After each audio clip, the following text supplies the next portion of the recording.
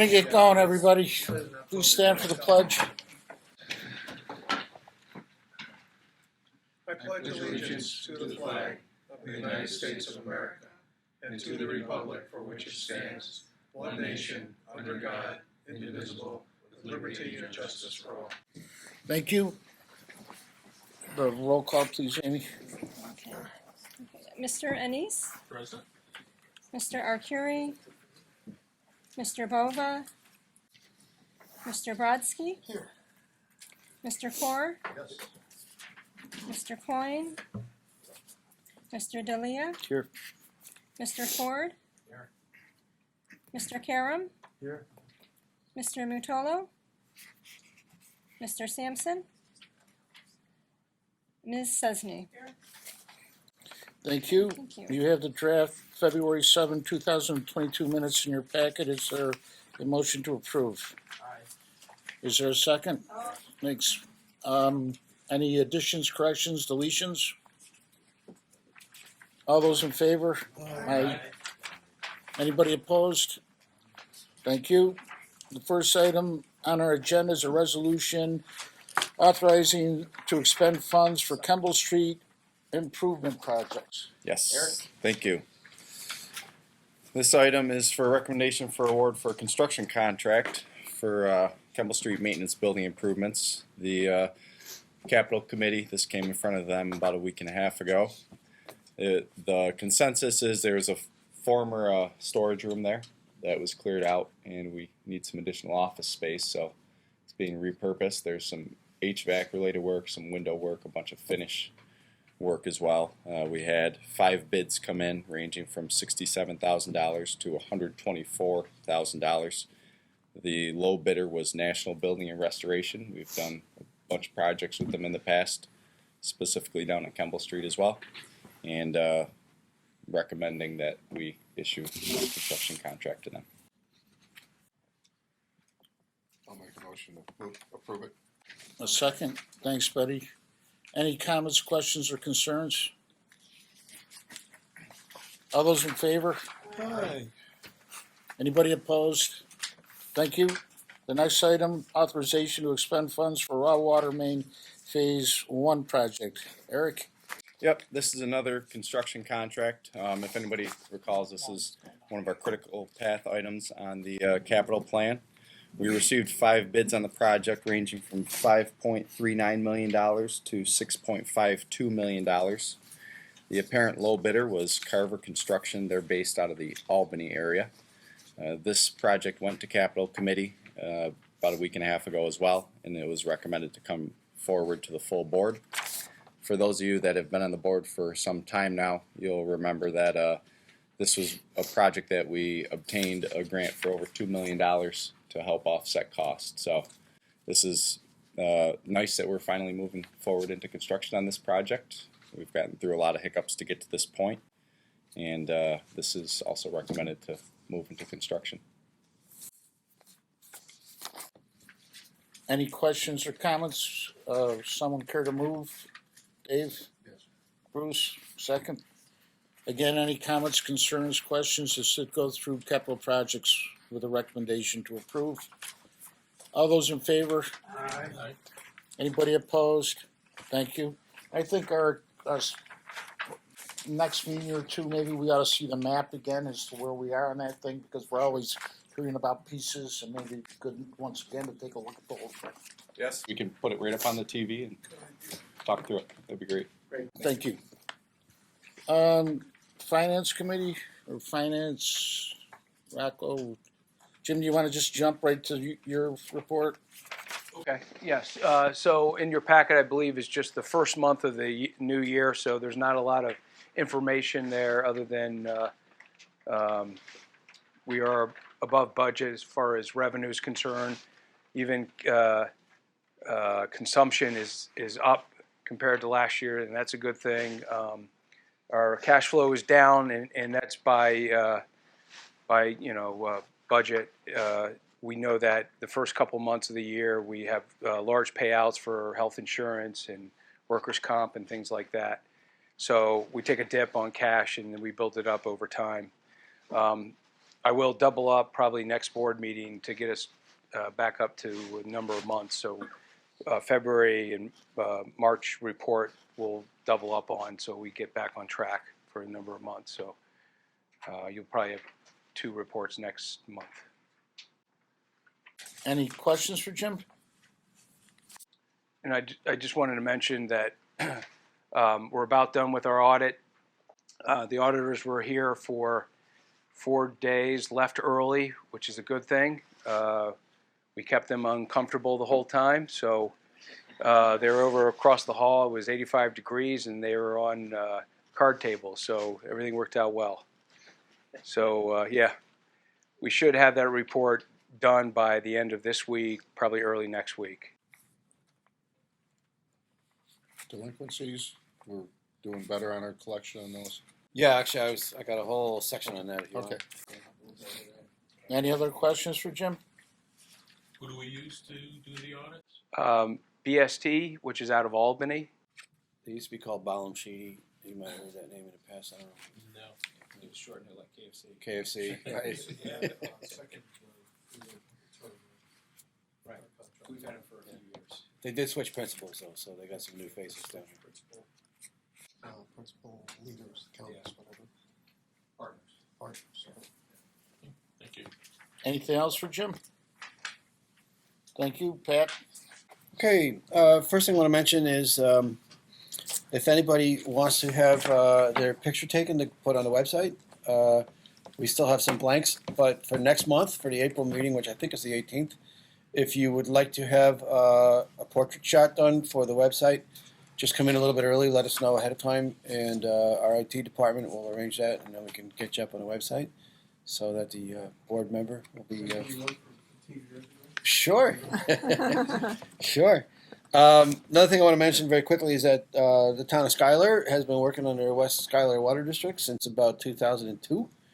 Unfortunately, it's one of those things that fell victim to the lawsuit when the Canal Corp objected to any expansion.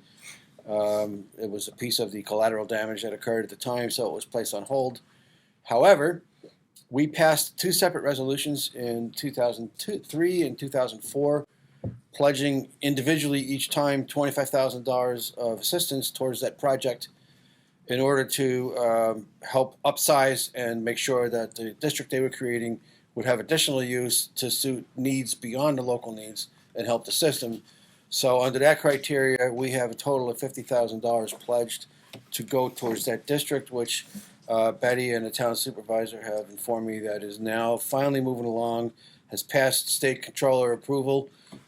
They did want copies of the resolutions at the state level, which I forwarded to them a little while back, and they've approved the rest of the funding. So that's going to move ahead.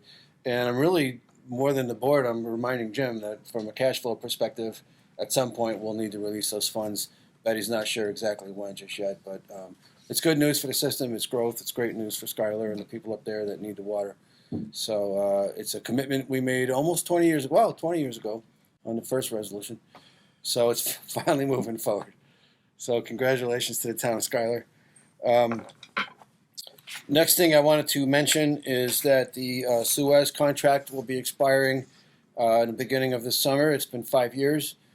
Yeah, time flies, right? Yeah. Phil Tangora has been taking the lead as our interface with Suez, but Phil and Jim Corfante and I met not too long ago looking at the draft for the renewal, and there's a few issues we're still trying to iron out. We have some questions. Phil's been, again, our point person with Mike Burke, who's one of the regional people. Mike's in Massachusetts. And we will be meeting with them again on the 29th of this month, a week from tomorrow, to answer some questions, hopefully, and iron out the final details for a renewal, which we would like to be able to bring back as soon as we can to the board, maybe by the April meeting if it's ready to go. Certainly no later than the May meeting. But at this point, our recommendation is to move forward in some fashion, provided that we get adequate answers to a few of these questions. But I just wanted to put it on the radar so everybody's thinking about it. 5 years went by quickly. Overall, they've done a good job. I think it met our goals. There's a few things that we do need to fine tune. And as I said, Phil's been making sure that they're keenly aware of those issues and working on them as we speak. So look forward to something in the next meeting or perhaps the meeting after at the latest. We also will need to have our attorney, Ken Bobrow, take a final scrub through to make sure everything's all snuff before we bring it to the board. So that's another thing that's in progress. Back to Mr. Corr's question about delinquencies. I guess first, since the moratorium on shutoffs has now expired, we've begun posting and turning off water. Through those efforts, we actually posted 472 accounts for $720,000 and change. We've had $219,000 paid in full. We've had another $91,000 come in through partial payments, and then another $99,000 because of the age of delinquency got captured by the tax pull-off. At this time is when we do the city of Utica for both water use and sewer use. So some of that is now going out of the system. The good news is that the tax pull-off for the water re-levying is about $120,000 less than last year. The bad news is it's still $624,000 that's going to go off the taxes, which is probably about average, frankly, for our annual tax pull-off. That's for water use. City sewer use, the City of Utica sewer use is another $265,000 that will be re-levied to property taxes. Eventually, most of that money works its way back to us. The city remits it when they collect the taxes. So overall, Jim, correct me if I'm wrong, but I think our overall collection rate has still been maintained at somewhere around 98 to 99%, 98.5 maybe. Is that about right? Yeah, we haven't calculated for this past year, but it's going down a little bit, but Yeah. I mean, that's a victim of COVID. Now, I will say that mixed into all of that is $103,000 from one owner or one corporation at two locations. It's two accounts. It's the Michael Walsh Apartments. They're located in Utica. Between the two accounts, one of them owes us $59,000. The other one, $44,000. It's a total of $103,000. Ann has been working with them. We had them in a payment agreement, which they broke. They were supposed to pay half of that by the end of February. So instead of getting roughly $54,000, they sent us $5,000. Maybe they moved the decimal point on the check. I don't know. But at any rate, we have been in contact. I've notified both county executive's office, the county social services, and the mayor's office downstairs that we are going to be moving against them to discontinue water use within a few weeks. And has made several more attempts to reach out to them. They have not responded and returned phone calls. So the next steps will be hopefully through county civil service, or social services rather.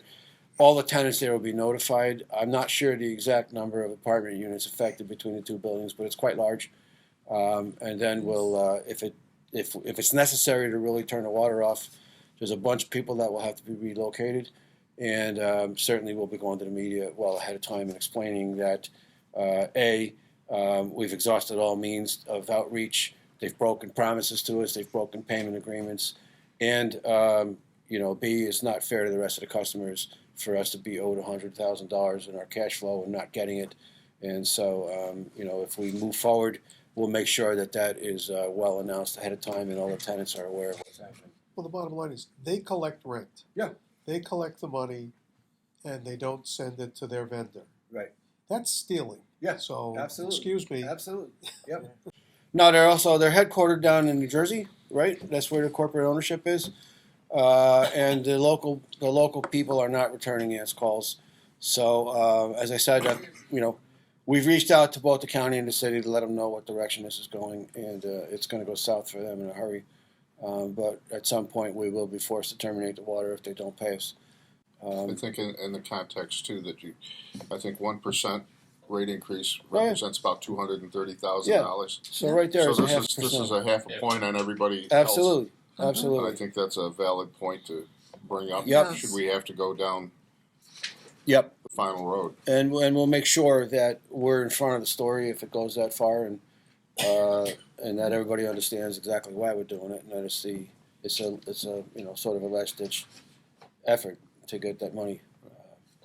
Now, I don't know what's going to happen, but we'll find out, and I suspect maybe if it hits the media, we'll see payment. Hopefully, the tenants will alert the landlord well ahead of time as we reach out to the tenants and let them know they may need to be relocated. But one way or the other, we're working on it, and we'll see if we can drive that money in the bank.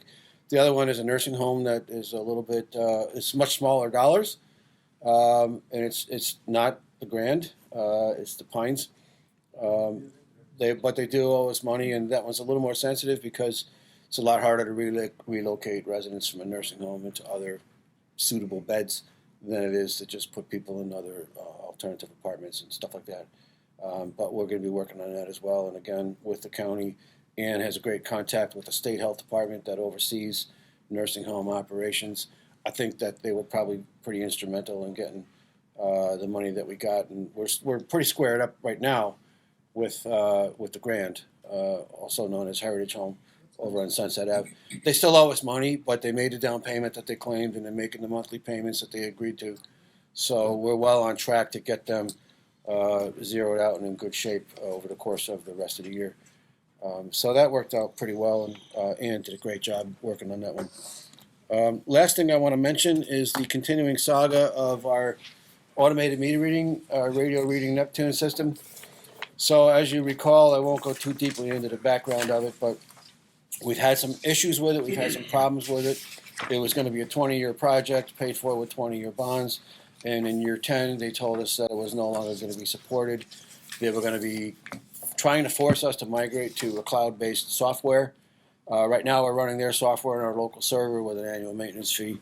But since then, the urgency is not quite as bad as it was when we first started talking about this, because they have said that at this point there's no deadline where they're going to shut the system off. They'll keep it going as long as they can, as long as they have spare parts, etc. But since then, we did meet with the board's input. We included not only our local general counsel, Ken Bobrow, but also John Murad from Hancock Estabrook. We had that meeting was, I think, a little bit pivotal in getting them to agree to more time and additional support. Since then, the software was crashing over the last 3 weeks, and seemingly nobody could figure out why. But as of Friday, it turned out that one of the collectors, instead of just calling in, so what happens is that it goes from the house by radio up to a collector tower and then by cell into us. And the collector was trying to dump the readings all day long instead of dialing in once and dumping the readings. So instead of 100,000 packets of information, it was sending 7 million. It was taking up 90% of the server space and crashing the whole system. So Neptune, to their credit, figured that out, and once that collector was shut off, the software's been able to run. There's another collector that seems to be acting up, which is probably suspect to the same problem. Neptune is looking at, it's probably a faulty board in both cases. We'll get the collectors running, but in the meantime, IT is scrambling pretty hard to get all the bills out that need to go out over the past 2 or 3 weeks. We're going to get caught up. The bottom line is this, though, however. Ken and Jim Mack and I had another phone call with an industry expert to discuss potential other options. Neptune is still developing a proposal for us. Originally, they brought a proposal, so it's not that it's this far overdue, but they're proposing migrating us to a different system, and the way that they originally worked it out with a radio propagation study was that most of the system would be covered by radio, the weak spots would then be covered by cell, so that the modems on the side of the house would report directly in by cell and not go to a tower. That way there'd be less towers. We told them we don't really want a hybrid solution. We want one or the other. Do a proposal for full radio, do a proposal for full cellular. The proposal for the full cellular means there's no collector towers at all. The full radio means that the study they did needs to be updated, which they're finalizing right now, to give us either a full radio solution or a full cellular solution. So we're not running 2 different systems. And I expect to get that pretty shortly. They've made some concessions on costs as far as swapping out existing equipment for new equipment. The labor component obviously is going to be a major issue, which we're prepared to discuss once we get the proposal. And depending on how that discussion goes, we may very well find ourselves in executive session pretty shortly talking about other options. So, but we are making, I think, some progress on it. And as I said, we had a major hiccup with the software, but Jim and his team spent a lot of time on it with Neptune, and it looks like between the two of, our department and their folks down in Alabama, they were able to figure out, at least for now, what the problem is. And the last word I had from their regional sales rep was they could keep this system going for another 3, 4, 5 years if we needed to do that. So, it's kind of like we'll see how the new proposals go, and then we'll go from there. But we are able to bill again, and we'll continue billing for as long as we can with this system until we decide what else we might want to discuss here at the board level. So I know that was a mouthful. There's still some stuff yet to come in executive session, but I'll take any questions if anybody has any right now. Anybody? The only question I have is, will we be able to create any monthly billing or payment system? That's the goal. That's still our goal, is to be able to allow customers to be paying monthly at the household level, but still see their daily readings, and everything that was promised with the first system that they weren't able to deliver. We've never been able to go to the monthly reads because the software, especially the cloud-based software they wanted to move us to, didn't have the capacity to provide that for us on that time frame. Now, that may be a reason why they've decided not to shut the other software off either, is because the cloud-based software, frankly, they've, with our testing, they've run into a number of bugs that haven't been ironed out yet. But we still would like to be able to get to monthly bills if we can. And so we'll see how good this new system works. On the bright side, the industry consultant that we're talking with is familiar with the newer stuff that they're proposing and seems to have good confidence that it's a pretty good system. The question is, whether we're going to pay anything to migrate to that. So we'll see. I had a question about both the East End and the West End project. How will that work in with the metering for that once it gets going? It should be coming, soon, I would say, within the next year. Right. And so as far as Skylar goes, because we're already reading everything and billing in Skylar, those customers, as they're brought online, would automatically become our retail customers. Okay. We would put meters in. We would outfit them to be able to read them remotely with whatever system we either have now or will be moving to. There are other communities along that transmission line that still have not gone past the stage of wholesale or just emergency backup. So there's certain entities down there that may not buy the water at all, even though they'll get the connection. Ilion, I think, still intends to turn the whole system over to us at some point, but they have a lot of work to do to bring their system up to a higher level. The Village of Frankfurt is one of the entities involved. They're doing their own metering right now, and it looks like they may continue doing that for a while, but they're also looking at a Neptune system. So I don't know if they've made a commitment yet, but we need to figure out what they're doing and make sure that it will be compatible with wherever we end up, should they decide to have us start reading those meters for them. But as far as your customers go, once they're brought online, there's a service line run into the house. They'll get metered, they'll get remoted, and we'll be able to read them and bill them like anybody else. Very good. Yep. So. Anything else? Thanks, Pat. Yep. Any old business? The status of the lead lines in the city, The legislation and money, and what's They still have not finalized the regulatory component of it, so we don't know specifically what the trigger levels are going to be. We're still doing, or we're pretty far along the way, but still have to set up a test loop of lead service pipes to see if there's a chemical corrosion control solution that might get us to wherever the new regs are going to require us. Okay. If we don't make that cut, then we have to also find out if they're going to mandate to start removing lead services and replacing them, and how many per year. It could be 10% per year. It might be 15 or 20% per year. I don't know, Phil, unless you've heard differently. I'm not sure if that's all been resolved yet. But we're kind of in this interim period. So we've got the revisions, which are final, but they promised to make these improvements by 2024. So the only thing we know right now is that by October of 2024, we have to know how many lead service lines exist in the entire distribution system on both the utility side and the customer side. And we have to have a plan in place that if we had to do replacements, we could enact the plan. That needs to be submitted to the state by 2024. That's really where we are now. So there's quite a bit of work to do between now and then, just for those two components. And So- funding will be, Funding is always going to be a question. You know, and the county and the city both received money from the infrastructure funding. And I've had discussions with both of them about earmarking some of that towards lead service pipes. But to my knowledge, there's been nothing decided by either the city or the county to designate money specifically towards lead service pipes. That's a conversation we're going to have. But as Phil said, there's a deadline looming that's 2.5 years away still, just to finalize the inventory of where these lead pipes are before any decision is made about, you know, ripping them out and replacing them and everything else.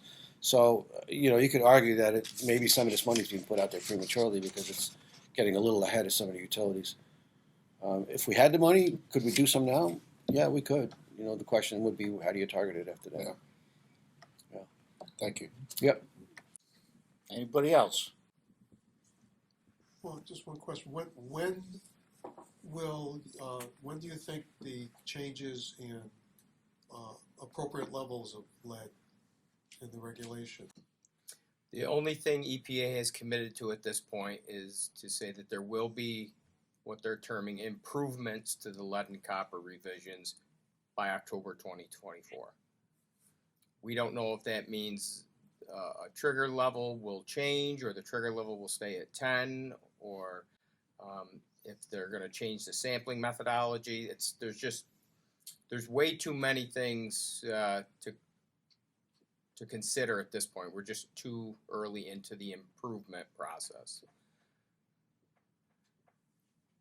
And the federal government is also committed to finding additional funding to support these changes. We'll have to wait and see what happens there. Yeah, I'm sure they'll do a great Yeah, job. you know, top of their list. We're going to throw that out there. Well, in the meantime, though, a lot of that money will be available. It'll become available through the state revolving loan funds. That's how they block grant it from the federal out to the states, which means that we'll be putting applications in to get on the intended use list for the revolving fund. The danger is that they're going to be releasing a whole lot of money to utilities, but supply is still limited. So now the demand is going to shoot through the roof, and you know the demand may or may not be able to be kept up by the producers, and so we're going to probably be looking at more price increases, longer delivery times, etc. So we're heading into a very unknown period of time right now. But will the revolving fund emphasize grants or loans? Our experience is it depends on the hardship level, and you know that's why, for example, the state health department gave money directly to the city of Utica to do some lead lines, even though they're not the water purveyor. Because if you take Utica by itself, the per capita income was low enough to qualify as grant. When you take our entire service territory, we typically don't qualify, and so normally what we get are subsidized interest, maybe even zero interest. It's still a loan. But it's still a loan, and or you get some combination of stuff, and then we can always apply through the consolidated funding app, the CFA application process, where that's where we got the grant money for the raw water line. So we'll try every avenue we can get, and if we can get grant money, that's obviously preferred. But even a zero interest loan is better than the. There's a push at the state level to try to perhaps carve out portions of the distribution system that would be considered disadvantaged communities, but that's at the state level. We don't know where that's going. Anybody else? Any new business? I need a motion to go into executive session regarding personnel matters. Second, thank you. Any discussion on that? All those in favor? Anybody opposed? Thank you.